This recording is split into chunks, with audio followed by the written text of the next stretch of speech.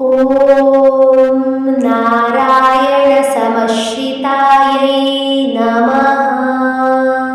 ಇಂದು ಆಷಾಢ ಶುಕ್ರವಾರ, ಅಂದರೆ ಈ 2ನೇ ಶುಕ್ರವಾರ ಬಂದಿದೆ. ಮಹಾಲಕ್ಷ್ಮಿಯ ಅನುಗ್ರಹವಿದ್ದರೆ ಎಂತಹ ಕಡು ಬಡವನು ಕೂಡ ಸಿರಿವಂತನಾಗ್ತಾನೆ. ಅದೇ ದುರಾದೃಷ್ಟ ಲಕ್ಷ್ಮಿ ಅಂದರೆ ದಾರಿದ್ರ್ಯ ಲಕ್ಷ್ಮಿಯ ಆಹ್ವಾನ ಮನೆಯಲ್ಲಿ ಆದರೆ ಎಂತಹ ಶ್ರೀಮಂತನು ಕೂಡ ದಟ್ಟ ದಾರಿದ್ರ್ಯವನ್ನು ಅನುಭವಿಸ್ತಾನೆ ಅಂತ ಪುರಾಣಗಳು ಹೇಳ್ತವೆ. ನಾವು ಇಂದು ಮಹಾಲಕ್ಷ್ಮಿಯ ಆರಾಧನೆಯನ್ನು, ಅವಳ ಸ್ತುತಿಯ ಸ್ಮರಣೆಯನ್ನು ಮಾಡಿದರೆ ಸಾಕು, ತಾಯಿಯ ಆಗಮನ ನಮ್ಮ ಮನೆಯ ಬಾಗಿಲ ಹತ್ತಿರ ಆಗುತ್ತೆ. ನಮ್ಮ ಮನೆಯಲ್ಲಿ ಬಂದು ತಾಯಿ ನೆಲೆಸಿದರೆ ಮಾತ್ರ ಮನೆಯಲ್ಲಿ ಧನ ಕನಕ ಸಂಪತ್ತು ಸೌಭಾಗ್ಯಗಳು ನೆಲೆಸುತ್ತೆ. ಹೆಣ್ಣು ಮಕ್ಕಳ ಮಾಂಗಲ್ಯ ಭಾಗ್ಯವು ಚಿರಕಾಲ ಗಟ್ಟಿಯಾಗಿರುತ್ತೆ. ಪುತ್ರ ಸೌಭಾಗ್ಯವಿಲ್ಲದವರಿಗೆ ಪುತ್ರ ಭಾಗ್ಯವನ್ನು ಕರುಣಿಸ್ತಾಳೆ. ಮಕ್ಕಳಾಗದಿದ್ದವರಿಗೆ ಸಂತಾನವನ್ನು ಕರುಣಿಸಿ ತನ್ನ ಶಕ್ತಿಯನ್ನು ತೋರಿಸ್ತಾಳೆ.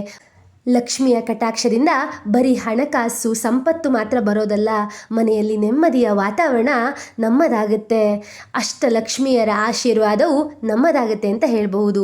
ಇಂತಹ ಅದ್ಭುತವಾದಂತಹ ಚಮತ್ಕಾರವನ್ನು ತೋರಿಸುವಂತಹ ತಾಯಿ ಮಹಾಲಕ್ಷ್ಮಿಗೆ ವಂದಿಸುತ್ತಾ, ತಾಯಿಯ ಅತಿ ಶ್ರೇಷ್ಠವಾದಂತಹ ದಟ್ಟ ದಾರಿದ್ರ್ಯವನ್ನು ನಾಶ ಮಾಡುವಂತಹ 5 ಮಂತ್ರಗಳನ್ನು ಈ ವಿಡಿಯೋದಲ್ಲಿ ಉಪಾಸನೆ ಮಾಡೋಣ. ನೀವು ಕೂಡ ನನ್ನ ಹಾಗೆ ನನ್ನ ಜೊತೆಯಲ್ಲಿ ಪಾರಾಯಣದಲ್ಲಿ ಪಾಲ್ಗೊಳ್ಳಿ. ಭಕ್ತಿಯಿಂದ ಶ್ರದ್ಧೆಯಿಂದ ಇದನ್ನು ಬೆಳಿಗ್ಗೆ ಅಥವಾ ಸಾಯಂಕಾಲ ಕೇಳಿದರೆ ಪಠಿಸಿದರೆ ತಾಯಿಯ ಸಂಪೂರ್ಣ ಅನುಗ್ರಹ ನಿಮ್ಮದಾಗುತ್ತೆ. ಈಗ ತಡ ಮಾಡದೆ ಶುರು ಮಾಡೋಣ. ಓಂ ನಾರಾಯಣ ಸಮಶ್ರಿತಾಯೈ ನಮಃ. ಓಂ ದಾರಿದ್ರ್ಯ ಧ್ವಂಸಿನ್ಯೈ ನಮಃ. ಓಂ ಸರ್ವೋಪದ್ರವ ನಿವಾರಿಣ್ಯೈ ನಮಃ. ಓಂ ಧನಧಾನ ಕರ್ಯೈ ನಮಃ. ಓಂ ಮಹಾಲಕ್ಷ್ಮ್ಯೈ ನಮಃ. ಓಂ ನಾರಾಯಣ ಸಮಶ್ರಿತಾಯೈ ನಮಃ. ಓಂ ದಾರಿದ್ರ್ಯ ಧ್ವಂಸಿನ್ಯೈ ನಮಃ. ಓಂ ಸರ್ವೋಪದ್ರವ ನಿವಾರಿಣ್ಯೈ ನಮಃ. ಓಂ ಧನಧಾನ ಕರ್ಯೈ ನಮಃ. ಓಂ ಮಹಾಲಕ್ಷ್ಮ್ಯೈ ನಮಃ. ಓಂ ನಾರಾಯಣ ಸಮಶ್ರಿತಾಯೈ ನಮಃ. ಓಂ ದಾರಿದ್ರ್ಯ ಧ್ವಂಸಿನ್ಯೈ ನಮಃ. ಓಂ ಸರ್ವೋಪದ್ರವ ನಿವಾರಿಣ್ಯೈ ನಮಃ. ಓಂ ಧನಧಾನ ಕರ್ಯೈ ನಮಃ. ಓಂ ಮಹಾಲಕ್ಷ್ಮ್ಯೈ ನಮಃ. ಓಂ ನಾರಾಯಣ ಸಮಶ್ರಿತಾಯೈ ನಮಃ. ಓಂ ದಾರಿದ್ರ್ಯ ಧ್ವಂಸಿನ್ಯೈ ನಮಃ. ಓಂ ಸರ್ವೋಪದ್ರವ ನಿವಾರಿಣ್ಯೈ ನಮಃ. ಓಂ ಧನಧಾನ ಕರ್ಯೈ ನಮಃ. ಓಂ ಮಹಾಲಕ್ಷ್ಮ್ಯೈ ನಮಃ. ಓಂ ನಾರಾಯಣ ಸಮಶ್ರಿತಾಯೈ ನಮಃ. ಓಂ ದಾರಿದ್ರ್ಯ ಧ್ವಂಸಿನ್ಯೈ ನಮಃ. ಓಂ ಸರ್ವೋಪದ್ರವ ನಿವಾರಿಣ್ಯೈ ನಮಃ. ಓಂ ಧನಧಾನ ಕರ್ಯೈ ನಮಃ. ಓಂ ಮಹಾಲಕ್ಷ್ಮ್ಯೈ ನಮಃ. ಓಂ ನಾರಾಯಣ ಸಮಶ್ರಿತಾಯೈ ನಮಃ. ಓಂ ದಾರಿದ್ರ್ಯ ಧ್ವಂಸಿನ್ಯೈ ನಮಃ. ಓಂ ಸರ್ವೋಪದ್ರವ ನಿವಾರಿಣ್ಯೈ ನಮಃ.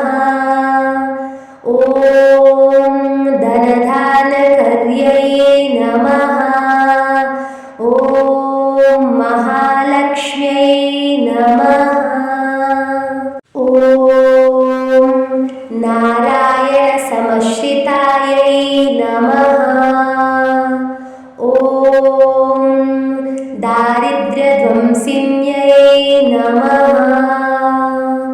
ॐ सर्वोपद्रवनिवारिण्यै नमः।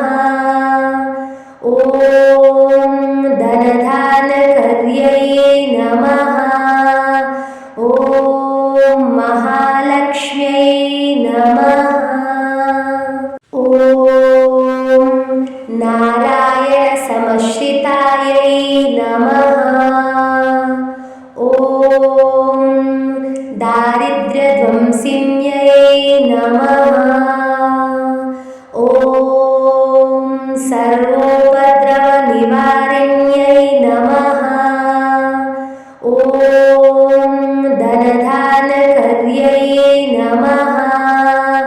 ॐ महालक्ष्म्यै नमः। ॐ नारायणसमश्रितायै नमः।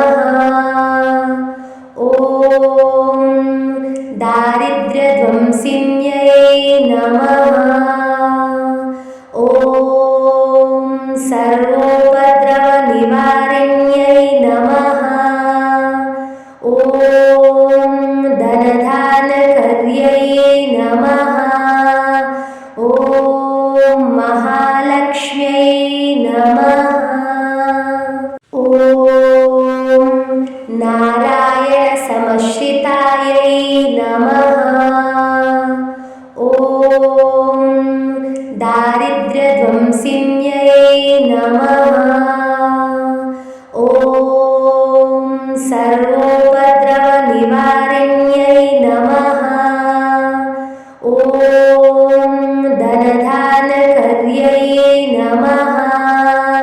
ॐ महालक्ष्म्यै नमः। ॐ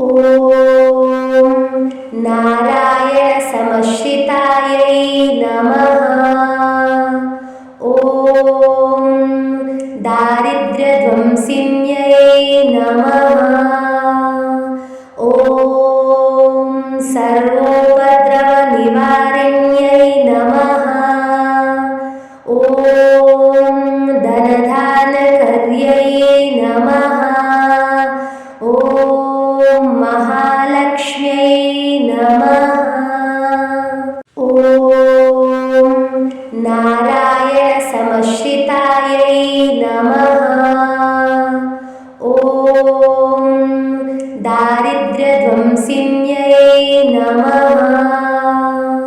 ॐ सर्वोपद्रवनिवारिण्यै नमः। ॐ धनधानकर्यै नमः। ॐ महालक्ष्म्यै नमः। ॐ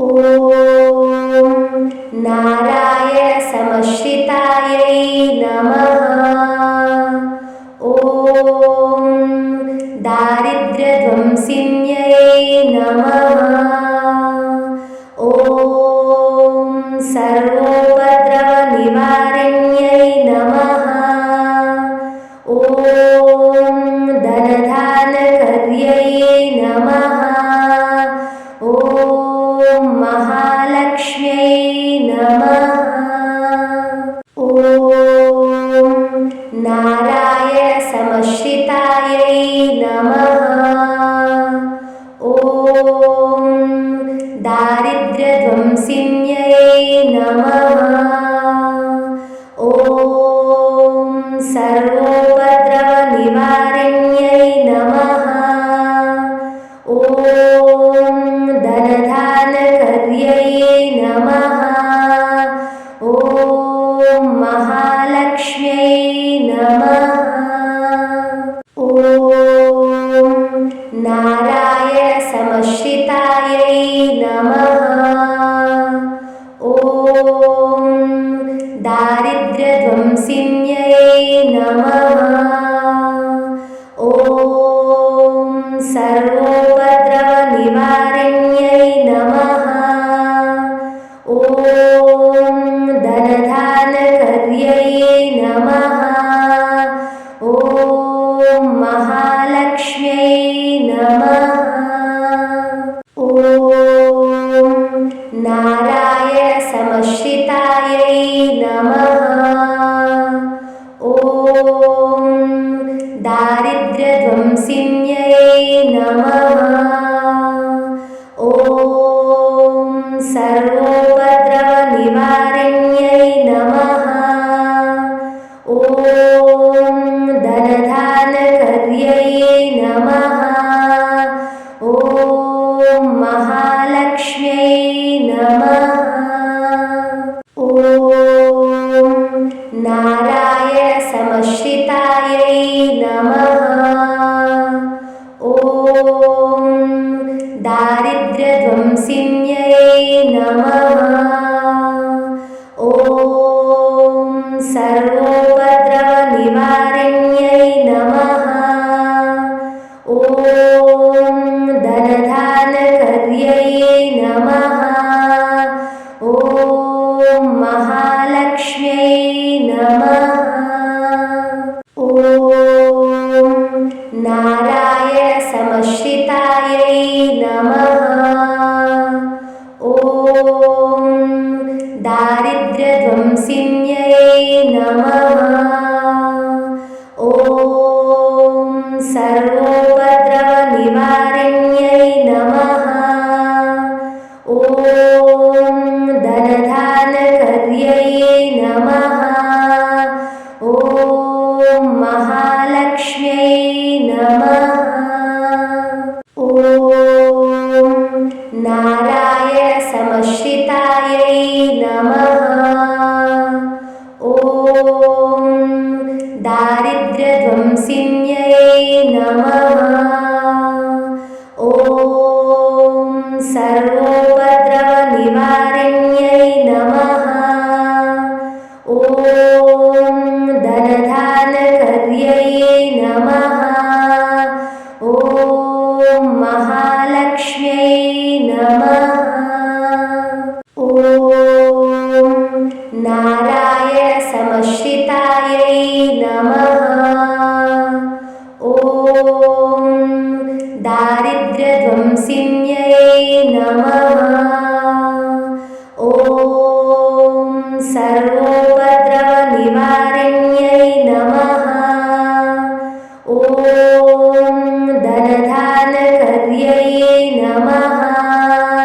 ॐ महालक्ष्म्यै नमः। ॐ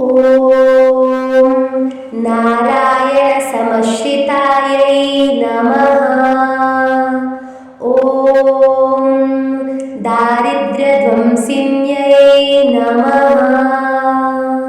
ॐ सर्वोपद्रवनिवारिण्यै नमः। ॐ धनधानकर्यै नमः। ॐ महालक्ष्म्यै नमः। ॐ नारायणसमश्रितायै नमः। ॐ दारिद्र्यध्वंसिन्यै नमः। ॐ सर्वोपद्रवनिवारिण्यै नमः। ॐ धनधानकर्यै नमः। ॐ महालक्ष्म्यै नमः। ॐ नारायणसमश्रितायै नमः। ॐ दारिद्र्यध्वंसिन्यै नमः।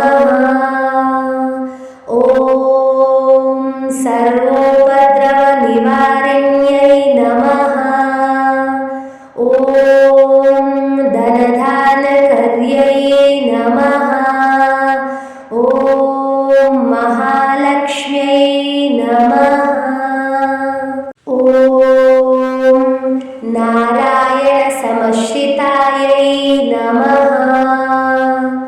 ॐ दारिद्र्यध्वंसिन्यै नमः। ॐ सर्वोपद्रवनिवारिण्यै नमः। ॐ धनधानकर्यै नमः। ॐ महालक्ष्म्यै नमः। ॐ नारायणसमश्रितायै नमः। ॐ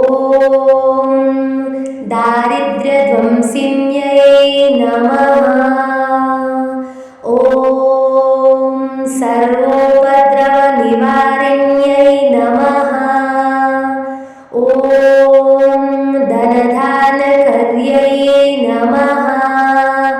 ॐ महालक्ष्म्यै नमः। ನನ್ನ ಚಾನಲ್ನ ಫಾಲೋ ಮಾಡದೆ ನೋಡ್ತಿದ್ದೀರಾ ಅಂದರೆ ದಯವಿಟ್ಟು ನನ್ನ ಚಾನಲ್ನ ಫಾಲೋ ಮಾಡಿಕೊಂಡು ಪಕ್ಕದಲ್ಲಿರುವಂತಹ ಬೆಲ್ ಬಟನ್ನ ಒತ್ತಿ ಆಲ್ ಅಂತ ಸೆಟ್ ಮಾಡ್ಕೊಳ್ಳಿ. ನನ್ನ ಮುಂದಿನ ವೀಡಿಯೋಗಳು ನಿಮಗೆ ನೋಟಿಫಿಕೇಷನ್ ಆಗಿ ಬರುತ್ತೆ. ತಾಯಿಯ ಆಶೀರ್ವಾದ ಸದಾ ನಿಮ್ಮೆಲ್ಲರ ಮೇಲಿರಲಿ.